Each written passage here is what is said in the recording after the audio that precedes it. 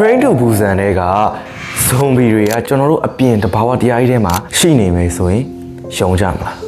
အခုကျွန်တော် viewer တွေမြင်နေရတဲ့ဒီခရုရဲ့မျက်လုံးနှစ်ဖက်ကိုတေချာကြည့်ကြည့်ပါဒီသူ့ရဲ့မျက်လုံးနှစ်ဖက်ကပုံမှန်မဟုတ်ပဲနဲ့အစိမ်းရောင်အဝါရောင်ဒါမှမဟုတ်အစိမ်းချောင်းတွေနဲ့တောက်ပနေတာကိုမြင်တွေ့ရပါလိမ့်မယ်တကယ်တော့အခုမြင်နေရတဲ့ဒီခရုရဲ့မျက်လုံးတွေခရုကိုယ်တိုင်ထိန်းချုပ်ထားပြီးလှုပ်ရှားနေတာလုံးဝမဟုတ်ပါဘူးသူရဲ့အုံနောက်နဲ့ခန္ဓာကိုတခြားကပ်ပါးကောင်တစ်မျိုးကထိန်းချုပ်နေရပဲဖြစ်ပါတယ်ခင်ဗျာโอเคဆိုတော့ဒီကောင်ကဘာကောင်ဒီလိုကြောက်စရာကောင်းတဲ့ကပားကောင်ရဲ့နာမည်ကတော့ Zombie Snake လို့ခေါ်ပါတယ်။သူကအဓိကအားဖြင့်ခရုတွေကိုပဲပြစ်မှတ်ထားပြီးအမဲလိုက်တတ်တဲ့ကပားကောင်တစ်မျိုးပဲဖြစ်ပါတယ်။သူ့ရဲ့ဒီတန်လျာဆက်ဝန်းကအရန်ထူးဆန်းတယ်လို့တစ်ဖက်သားပေါ်မှာလည်းအရန်ကိုရက်ဆက်ကြမ်းကြုတ်စွာအသုံးချတတ်တဲ့သဘာဝတရားရှိပါတယ်ခင်ဗျာဒီကပားကောင်ရဲ့ဥတွေကပုံမှန်အားဖြင့်ပြင်းပြင်းမောကနေငှက်အညစ်အကြေးတွေထဲမှာအများဆုံးအဖြစ်ရှိနေတတ်ပါတယ်ဒီအချိန်မှာတနာစရာခရုလေးတွေကအမဲလိုက်နေဒီငှက်ရဲ့အညစ်အကြေးတွေကိုသွားစားမိတဲ့ခါမှာဒီကပားကောင်ကသူတို့ခရုခန္ဓာကိုယ်တွေကိုစတင်ပြီးဝင်ရောက်လာပါတယ်ဒီကပားကောင်ဥပေါ့နော်ဥလေးတွေကဒီခရုလေးတွေရဲ့ပိုက်ထဲကိုဝင်ရောက်သွားပြီးဆိုတာနဲ့ခရုလေးတွေရဲ့အစာချေစနစ်မှာစတင်ပြီးတော့အကောင်ပေါက်ဖွာလာပါတယ်အကောင်ပေါက်လာပြီးဆိုတာနဲ့ဒီခရုရဲ့ခန္ဓာကိုယ်တစ်ခုလုံးသူကစတင်ပြီးတော့ထိန်းချုပ်ဖို့ကြိုးစားပါတယ်ဒီကောင်တွေအကောင်ပေါက်လာတဲ့ခါမှာတော့ဒီခရုရဲ့မျက်လုံးပြုံအုပ်စုလိုက်ဥတီပြီးတော့တိုးဝင်သွားကြပါတယ်သူတို့ကဘာလို့ခရုရဲ့မျက်လုံးတွေကိုသွားပုံးရတာလဲဆိုရင်အဲ့ဒါကတော့သူတို့ငှက်တွေအစာဖြစ်တဲ့ဒီလောက်ကောင်ဒါမှမဟုတ်ရောင်စုံပိုးတုံးလုံးတွေနဲ့တူအောင်လို့အတုခိုးဖို့အတွက်ပဲဖြစ်ပါတယ်ခရုလေးတွေရဲ့အုံနောက်ကိုဒီကပားကောင်တွေဘယ်လိုထိန်းချုပ်တယ်လဲဒီကပားကောင်တွေကခရုရဲ့မျက်လုံးပြုံတွေကိုရောက်သွားတဲ့အခါမှာမျက်လုံးကိုပုံမှန်ထက်3ဆ4ဆလောက်ပိုပြီးဖောင်းပွားလာအောင်ပြုလုပ်ပလိုက်တယ်ပြီးတော့ငှက်တွေဝေးဝေးကနေမြင်အောင်သူတို့ရဲ့ခန္ဓာကိုရောင်စုံတစ်ဖြတ်ဖြတ်နဲ့စီးချက်ညီညီလှုပ်ရှားပြပါတယ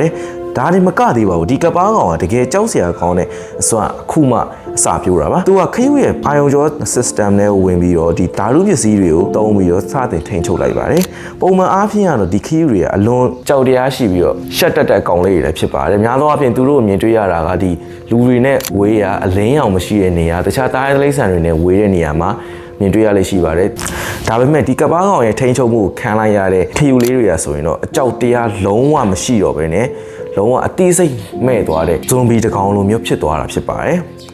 ဒီကပားကောင်ကခရုကိုအလင်းရောင်ရှိတဲ့ဘက်ကိုအတင်းကျပ်ခေါ်သွားပါတယ်အဲ့ဒီနောက်မှာငှက်တွေအလွယ်တကူမြင်နိုင်တဲ့တစ်ကိုင်းဖျားတွေဒါမှမဟုတ်တစ်ပင်အမြင့်တွေပြီးတော့နေပူတဲ့အလင်းရောင်ရရှိတဲ့နေရာမှာနေခိုင်းပါတယ်တချို့ဆိုရင်ဒီကြောက်တုံးအမြင့်တွေပေါ်တော့ခရုတွေကိုတက်ခိုင်းပါတယ်ဆိုတော့ဒီခရုလေးတွေကကပားကောင်ခိုင်းတဲ့အတိုင်းတင်မင်းမလန်ကိုကိုယ်တိုင်ရှောက်လန်းနေရတာဖြစ်ပါတယ်ခင်ဗျာโอเคဆက်လက်ပြီးတော့သူတို့ရဲ့ကြောက်စရာကောင်းတဲ့တန်တရားဆက်ဝင်ကိုကျွန်တော်ပြောပြပေးချင်ပါတယ်